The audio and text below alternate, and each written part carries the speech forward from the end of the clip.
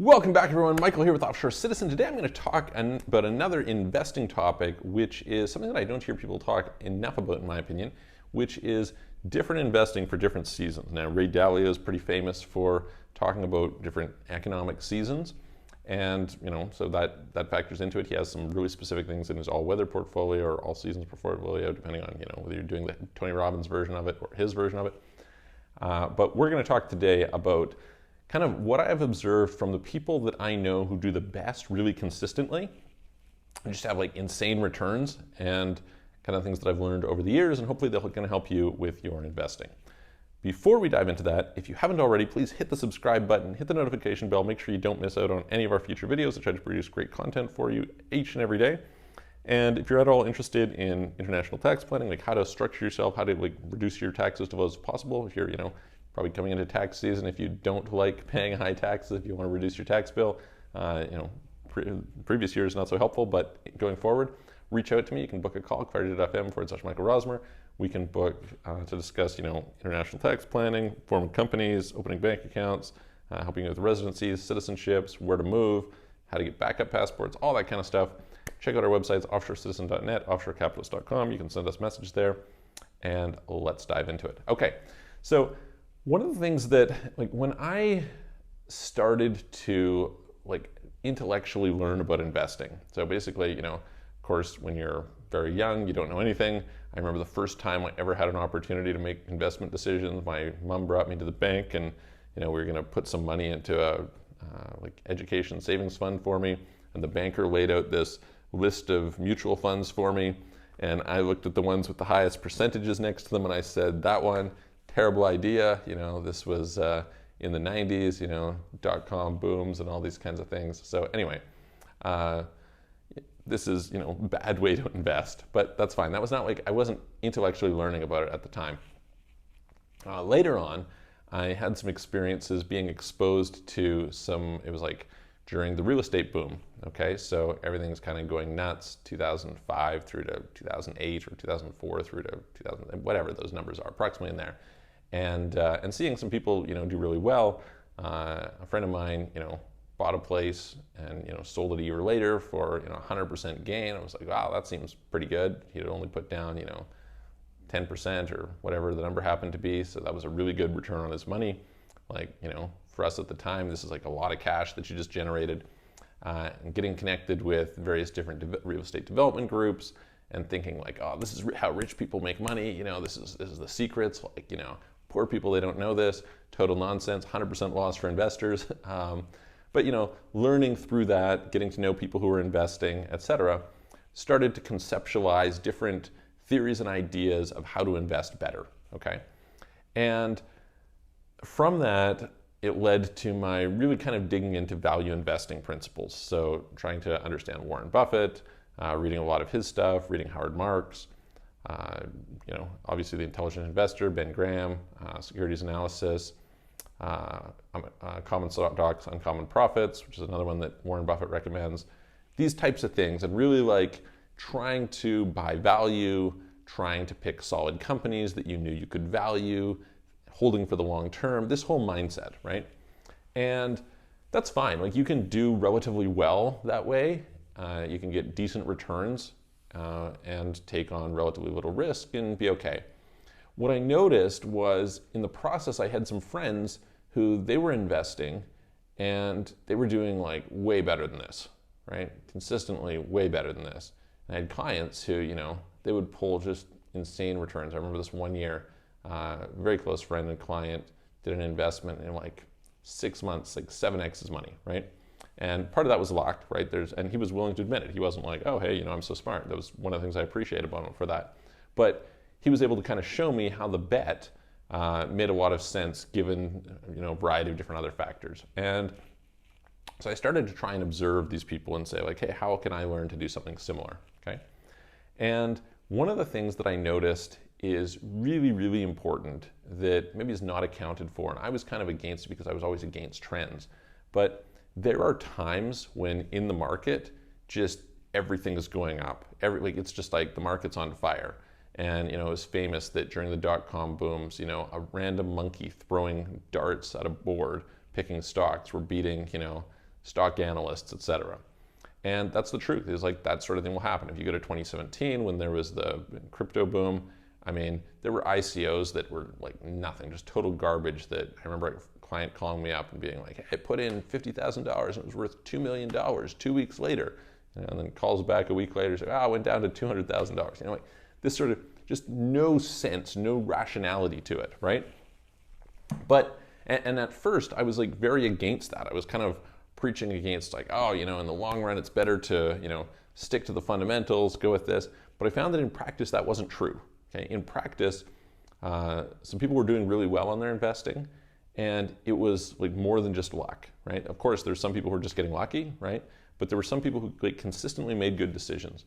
And what I observed about them is that they really paid attention to these cycles, and they behaved differently depending on which cycle they were in, right? So another very close friend, client, great investor, great fund manager, etc.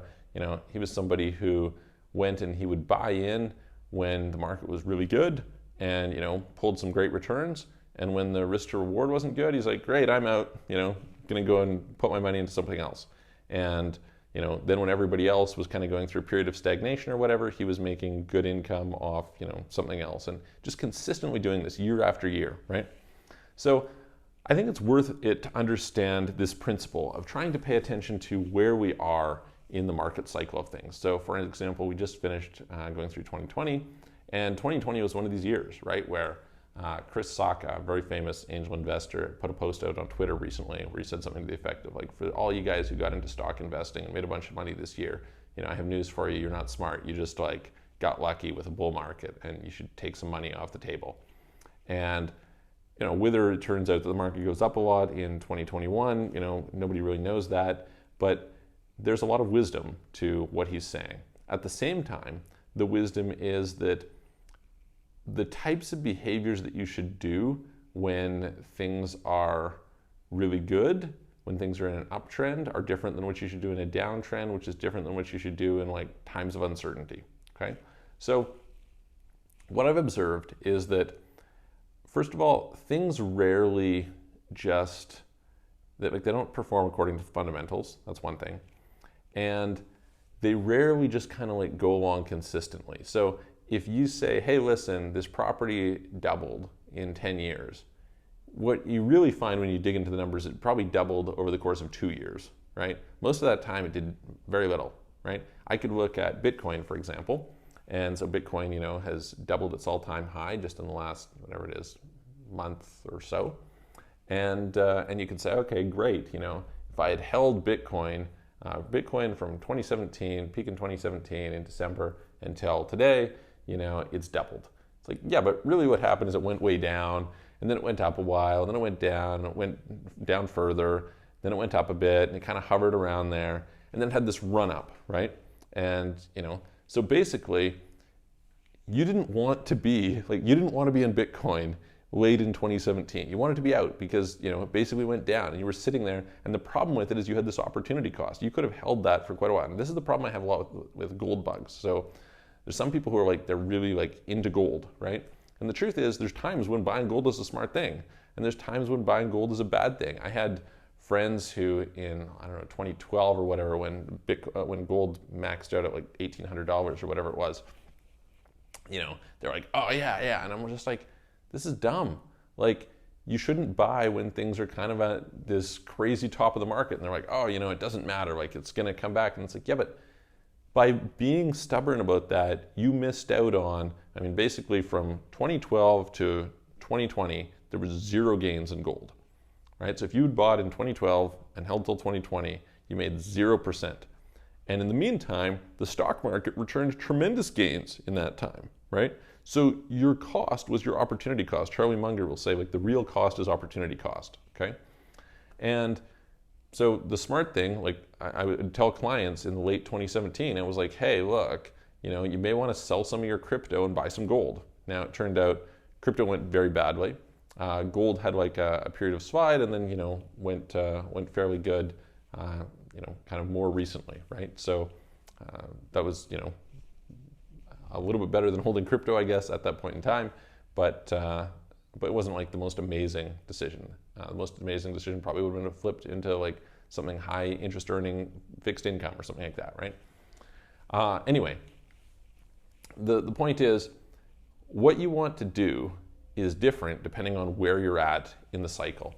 And when you're early on in a big pump, you want to go and invest in things that are higher risk. Okay, so what I notice is in a bull market, you're compensated for taking on additional risk. Okay, so those highly volatile assets, the lower caps, things like this, these are going to shoot up more, because the reality is they are the types of things that it doesn't take much to move the needle, right? So if you go, again, we look at crypto, for instance, if you go back to 2017, Bitcoin did really well, right? It did like 20x, but some of the alts did multiples of that, right? And you were basically rewarded for taking on higher risk. Now, the opposite was true on the other end, right? So post 2017, basically 2018, you were hurt by taking on more risk, right? You didn't want to take on more risk. So you could say, hey, listen, should I take on more risk? Should I not take on more risk? It's like, well, what cycle of the market are you in? If you're in the cycle of the market where things are going great and they've been beaten down a little bit, et cetera, you've got a good tailwind behind you, you want to take on more risk because that's going to typically be compensated. Now, you don't want all your eggs in one basket probably and things like this. You want to have some diversification, because what if you're wrong? But you want to take on some of that. By contrast, when things are very high, you want to do the exact opposite, right? You want to say, okay, great. The outperformance is probably going to come in the more stable asset, right? So I want to shift, I want to de-risk, pull out of those things and go into something else, something that's more stable, that's more, whether it's something that is more discounted, right? It hasn't been up for so long, or something that's just more stable in general. So let's take kind of a look at this from the standpoint of the 2020 market and where we're at. So, the 2020 market, coming into 2020, I think the market peaked like February 19th or something like that. And so at that point in time, the risk to reward was not very good, okay? Nothing to do with, the events of 2020. The market was just already high, okay? It was at all-time highs. It was, there's a bunch of reasons to look at it and say, this is kind of a crazy market. The market then from there collapsed down from, what was it, Dow of around 30,000 down to the Dow hit, what was it, like 18,000, something like that? So collapses down, right? Well, at 18,000, suddenly the market looked really attractive. I had clients, we were doing, working with a fairly major company, putting together some capital. And, in February, it made a lot of sense to make an investment into this particular project. It was a fixed income and, it was relatively good upside and it was insured and things like this. But by, March, when it had dropped down, it didn't make sense to make that investment anymore because there was just so many good investments available, right? So I have some videos from back then talking about, like, hey, listen, things that are extremely beaten down, et cetera. And so at that point in time, you could say, okay, don't try and catch a falling knife. And, maybe you want, but at a certain point, things started to recover. QE Infinity kicked in, things like this.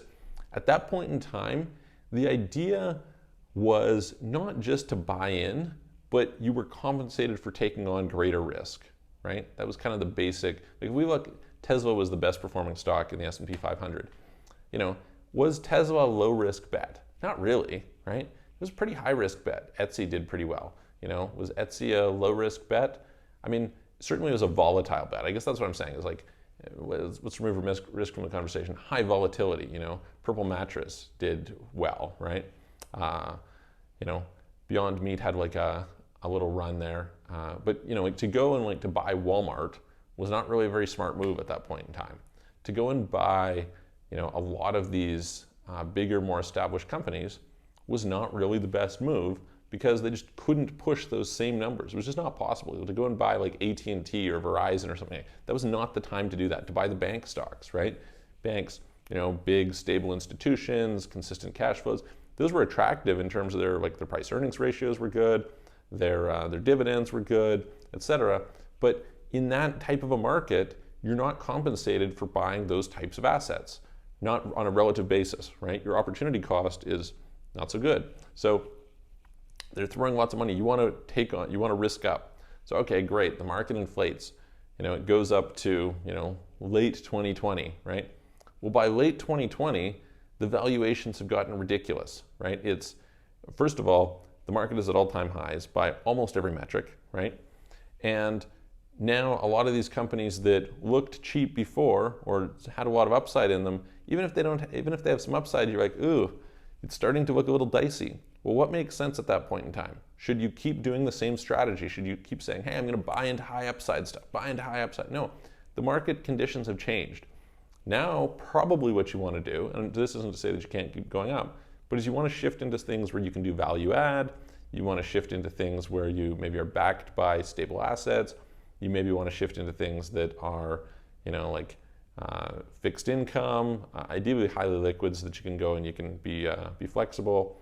By that point in time, it was making more sense to crypto was like a better risk to reward at that stage. Like all these different things. So the point is, it's a different stage of the cycle, and you can kind of see this to some extent with some of what Warren Buffett did. He was a little bit early in 2008.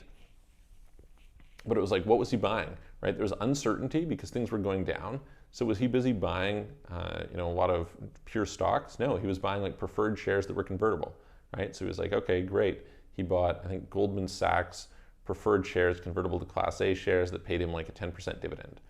Similar sort of deal with GE at the time. Okay, so this type of strategy in a falling market, you want to do something different than in a rising market, right?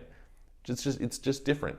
Now, at some point, you hit a stage where it's kind of choppy. You're not really quite sure what's going on, right? Is it going to go up? Is it going to go down? It's kind of uncertain, right? You're in this median point. Well, you're going to take a different strategy in that case than you would in either of these other cases. And so the whole lesson of this video, and kind of the thing I think is worth considering, is just thinking about, okay, where are we at when we're investing in terms of markets? And I think that people who have only one asset class to look at, I was talking to my brother, and he did really well in his stocks this year investing, and we were chatting a little bit about it.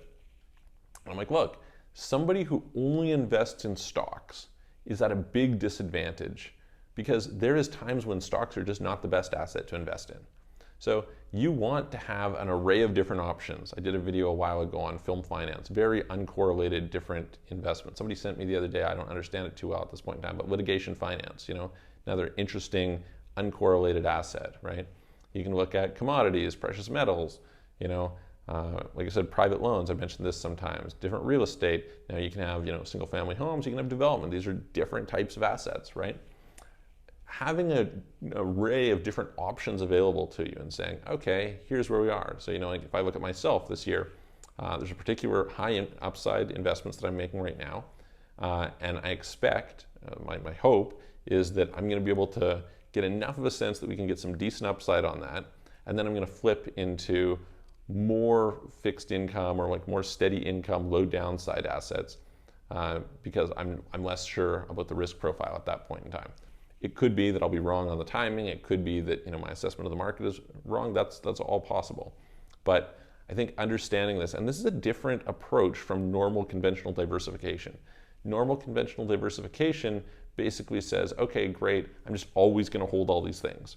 And the people that I see who do the best don't always hold those things, right? They're not like, okay, great, I'm going to have 30% bonds and 30% stocks and 30% commodities and 10% crypto. Like, no. Because there's a time when it's really stupid to have, 10% crypto. And there's a time when it's really stupid to have 10% bonds. There's a time where it's really stupid to have 10% or 30%, commodities. But there's other times where it's totally different. So the people who are the best seem to be able to dynamically adjust their weightings depending on what's going on in the market. And so yeah, I think to me, basically a few different lessons here. Number one, pay attention to where we're at in the cycle and look for cases where there's like a bubble exploding. Okay, like that's the wrong term because we're going to confuse it. Where there's something that's taking off, like a wave, right? Where there's a wave coming in. Take a look at, hey, where is the waves coming in? If there's a wave coming in, you probably want to go heavy and you're probably going to be compensated for taking on a higher degree of risk at that point in time, okay? At the same time, if you're late in a wave, if a wave is high, then you want to de-risk, you want to shift to things that are more like asset-backed more fixed income, more, that sort of thing, or pull out of there and go into looking at another way. It's fine to hold cash sometimes as well, right? Number two is make sure that as you go out in the world, you're finding different asset classes that are available to you. If you have questions about it, reach out to me and I'm happy to introduce you to different sources. But you want to have a different array of tools because there's a tool for every task and a task for every tool. The timing of which tool to use when is not the same. You don't want to be the hammer that's to everything it looks like a nail, right? There's sometimes you need a screwdriver, sometimes you need a wrench, and you want those. And if you don't have access to them, there's going to be market conditions where you're going to be in a poor situation. Whereas if you do, there's going to be you're going to have something you can go to most of the time. Anyway, I hope that helps, gives like an interesting idea. I think it's a topic worth discussing right now just because of the fact that right now a lot of the markets are really expensive. And yeah, if you have questions, reach out to me, put a comment below. If you liked the video, please give it a thumbs up. Like I said, always hit the subscribe button. I really appreciate you watching the video. Share it with your friends if it's helpful. And I'm going to see you guys on the next video.